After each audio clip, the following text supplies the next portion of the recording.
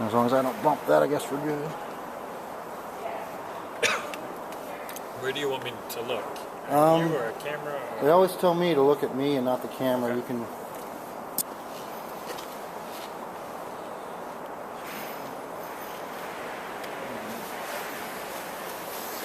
I might just get back farther. I don't want to get my fat belly in the way of you. Let's see what this is. Yeah, if I sit 1 seat over, I should be good.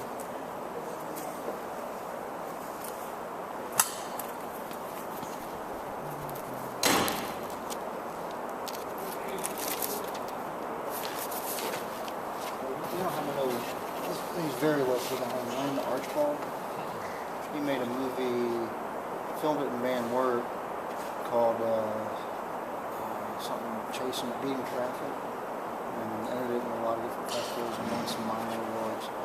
And he's actually he was doing a presentation at our Rotary Club in Van Wert about his movie, and they said, "Nice, we got a film festival here." Yeah. And they've got an art center, actually a little better than this because they had a millionaire graduate who put a lot of money into it. Nice. So now they're having the Van Wert International Film Festival in June, July. So this will be the first year that they're First year doing it? Yeah, it was basically someone said something to him and he goes, "Yeah, I could probably do that." And yeah. I've always thought about like doing like a rotating film series here, like every month have a new film and maybe have a filmmaker come out and talk about the film afterwards. Which are you out this way much anymore? Or I try to come back maybe 3 times a year.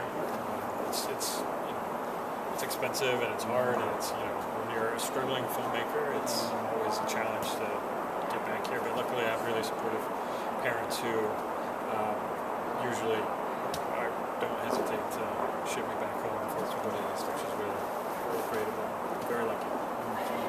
All right, let's start with the official gift. Just give me your name and your title, whatever you produce.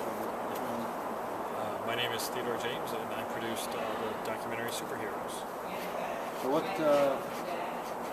jump back a little bit, you're originally from here. What led you end up heading out west and working on the movie? I am originally from Canada. I graduated in 1999, and I always had a fascination with movies ever since I was little, I remember. And I actually my birthday was yesterday, we had a little party, and my dad got out the old videotapes and watched some of my early films. I forced my little cousins to be in my movies, and so I've always liked it. And I actually got a job at Regal 77 here in Lima, and I worked there for about 4 years as a projectionist and manager.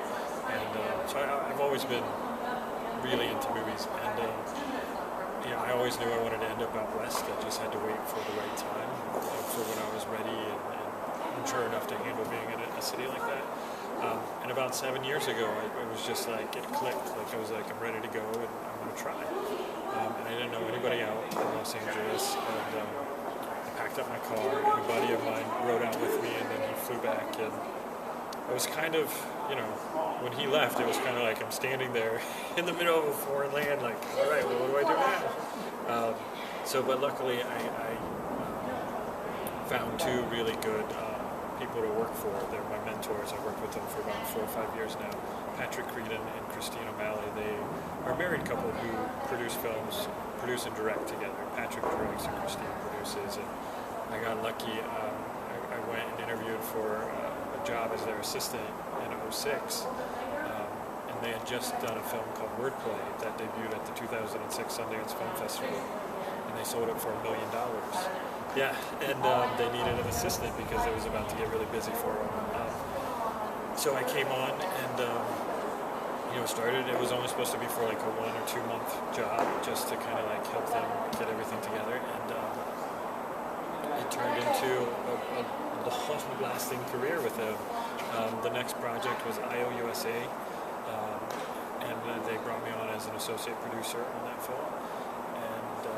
That got into Sundance in 2008 and did really well. Was nominated for a Critics' Choice Award. And that film was about the federal debt and deficits. It was very timely when it came out. It was right when the big meltdown was happening.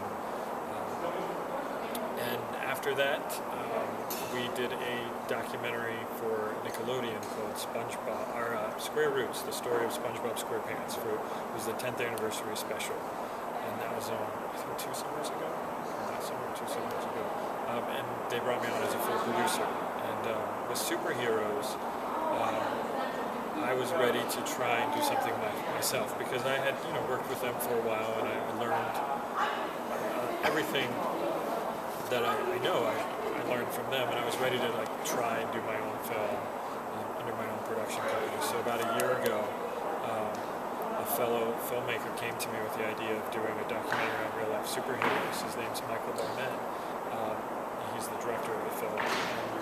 And, we started talking about this idea that he stumbled upon online, just Googling superheroes. And it became one of those things like, I can't believe these guys are real. Let's go take a camera and go find the closest one and spend an afternoon with them and see what it's going to be like. So the first person we filmed was a guy named Mr. Extreme in San Diego. We drove 2 hours south to San Diego and filmed with him, and he was absolutely amazing. He was everything you want in a documentary subject. And we kind of knew, I was like, we need to do this film. So we spent all of 2010 filming and editing, crossing the country several times. We actually went up to Vancouver to film as well, and just went out and documented what we found. Well, in the process of making the film, I presume that you had some preconceived notions going on of what you expected the film. How did that match up? Yeah, I mean, with every project, you start off, you make an outline, you're like, this is ideally what I want. And just the experience that I have, I know it always ends up something completely different. So we had, with superheroes, we thought it would be, these guys are going out and they're fighting crime, and they're made, jumping in and beating up the bad guy, and everything you see in superhero movies. And what we found was there was still a small part of that, but what was more interesting to us was the fact that they really focused a lot on the humanitarian side and helping others and helping the homeless in their areas and trying to make their communities better places for everybody. So their intentions are really valid, and it's a very meaningful piece. And it was a little bit, starting in the place where it's going to be an action, beat up the bad guy film, to really just, helping a fellow man was where it kind of ended up, and that was a little bit of a surprise through the process. Jump back a little bit. So a lot of people, including myself, don't really know what it means to be a producer of a movie. What is that, and what about being a producer interests you? Yeah. Well, that's a good question. When I moved to California, I had no idea what a producer was. You see on TV shows, there's executive producer, consulting producer, story producer, there's all different kinds of producers. But what I found in documentary, as a producer, you kind of have to know everything. You're involved in every piece of the film. From assembling the team, finding a director, finding the editors you want to work with, writing the film as going through the writing process, making sure the contracts are put together and everything's solid, and making sure releases are signed and your subjects are cleared, and just all of the legal legalities of filmmaking is you're responsible for. So when you do go to sell it to an HBO, you have all the paperwork, and you have your insurance, and you have all your I's dotted and your T's crossed, and that sort of thing. So it's very hands-on in every aspect of production, which I really like. Whereas an editor will come on after you film everything and then come in and then just edit the movie for you. Whereas a producer, it's every single step of the process, which I really like. And would you say you were drawn to documentaries by that's what you fell into, or is it something you're looking to be involved in? I definitely fell into documentaries. Growing up, I don't think I watched one documentary. I didn't even know there was films out there that were actual films and in theaters that were documentaries. I think the first one that I really was exposed to was Fahrenheit 9/11 when that came out. That actually played in the theater I was working at. So that was my first exposure to it, and I didn't think anything of it. I was like, this is entertaining, it's interesting. It wasn't until I started working with Patrick and Christine on Wordplay, they were like, oh, have you seen Spellbound? Or, oh, have you seen The King of Kong? Or have you seen all these other documentaries that had inspired them to make Wordplay? I knew nothing, so I really spent the past, or the first couple months working with them, just watching every single documentary I could and getting up to speed. And it was at that point that I was like, wow, these are really powerful and are changing the world in some capacity. You can say that. So it was at that point that I realized, I was like, wow, this is more, I get more out of it than when I was working on The Girls Next Door, that reality show. It was much more empowering as a filmmaker to take a subject and then bring it to the world, I guess. So what, you're still playing a lot of work in presenting this film. Do you want to do more of this one? What's your goal after this? I think me and the director, Michael, we're actually looking for scripts right now.